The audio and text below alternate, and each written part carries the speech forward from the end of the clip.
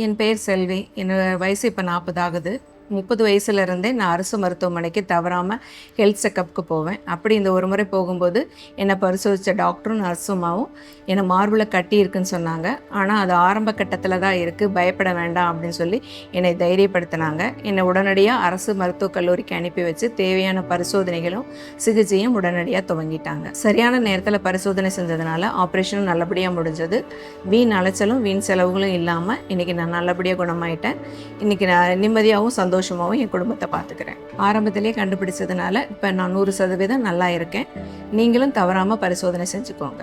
தமிழ்நாடு அரசால் தொடங்கப்பட்ட சமுதாய அளவிலான புற்றுநோய் கண்டறியும் திட்டத்தின் மூலம் உங்களை வீடு தேடி உங்கள் இல்லத்திற்கே சுகாதார பணியாளர்கள் வந்து உங்கள் நல்வாழ்விற்கான அழைப்பிதழை வழங்க இருக்கின்றனர்.